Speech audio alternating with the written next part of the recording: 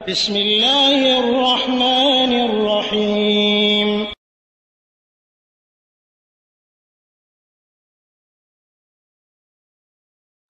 السلام عليكم ورحمة الله وبركاته. الحمد لله وحده والصلاة والسلام على من لا نبي بعده وعلى آله وصحبه ومن والاه।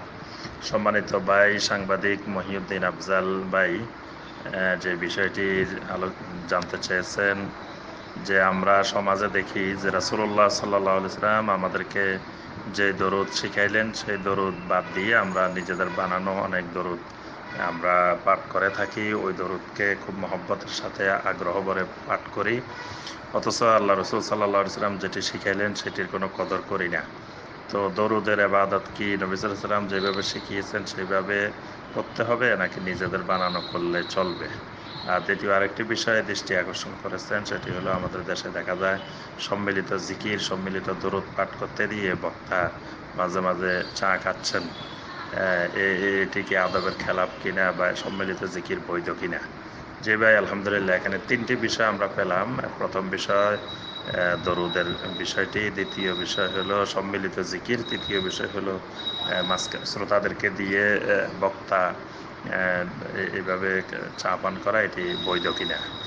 আলহামদুলিল্লাহ, প্রথম যে বিষয়টি বলেছেন সেটি অত্যন্ত গুরুত্বপূর্ণ, কারণ দরুদ হলো একটি ইবাদত।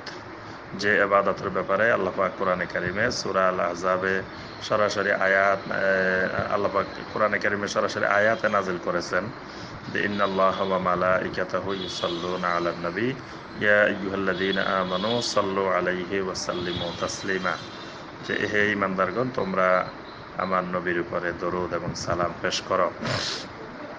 এই আয়াতে কারিমা নাজিলের পরে সাহাবায়ে কেরাম নবী সাল্লাল্লাহু আলাইহি ওয়াসাল্লামকে জিজ্ঞাসা করেছেন যে আমরা তো সালাম কিভাবে পেশ করতে হয় জানি, কিন্তু দরুদ কিভাবে পেশ করবো? নবী সাল্লাল্লাহু আলাইহি ওয়াসাল্লাম তখন দরুদ শিখিয়ে দিলেন।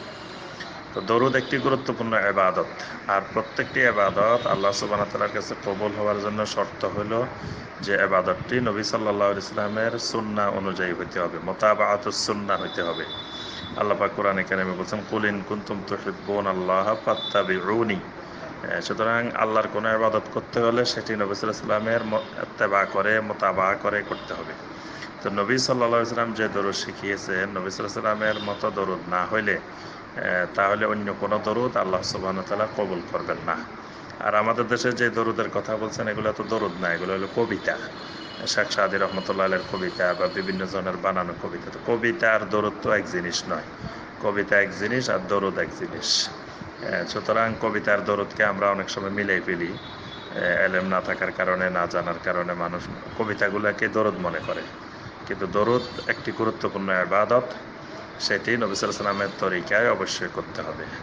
দ্বিতীয় বিষয় যেটি বলছেন সম্মিলিত জিকির, সম্মিলিত জিকির এটি জায়েজ নেই। নবী সাল্লাল্লাহু আলাইহি ওয়াসাল্লাম কখনো সাহাবায়ে কেরামদেরকে নিয়ে একসাথে বসে নবী সাল্লাল্লাহু আলাইহি ওয়াসাল্লামের নেতৃত্বে এইভাবে ইল্লাল্লাহ ইল্লাল্লাহ আল্লাহ আল্লাহ লা ইলাহা ইল্লাল্লাহ এরকম জিকির করেন নাই, সাহাবায়ে কেরাম করেন নাই, সালফুস সালেহিনেরা করেন নাই। সুতরাং এটি সুন্নতের খেলাফ, এই জাতীয় জিকির করা ঠিক নয়। আর একটি বিষয় যেটি বলছেন যে বক্তারা যে কাজটি করে এটি অনেক দৃষ্টিকটু, এবং অনেক সময় লা ইলাহা ইল্লাল্লাহর জিকির করাইতেছে, লা ইলাহা বলে বক্তা থেমে গেছে। তো লা ইলাহা তো শিরক হয়ে গেছে ইল্লাল্লাহ বাদ দিয়ে। আর এইভাবে সম্মিলিতভাবে তাদেরকে লাগাই দিয়ে এই কাজটি সালফুস সালেহিনদের কোনো আমল, কোনো মানহাজে পাওয়া যায় না। এটি অবশ্যই আদবের খেলাফ। আশা করি আমরা সংক্ষিপ্তভাবে কথাগুলো বুঝতে পেরেছি। ওয়াবিল্লাহি তাওফিক ওয়া সাল্লাল্লাহু আলা নবিয়িনা মুহাম্মদ ওয়া আলিহি ওয়া সাহবিহি ওয়া সাল্লাম। আসসালামু আলাইকুম ওয়া রাহমাতুল্লাহি ওয়া বারাকাতুহু।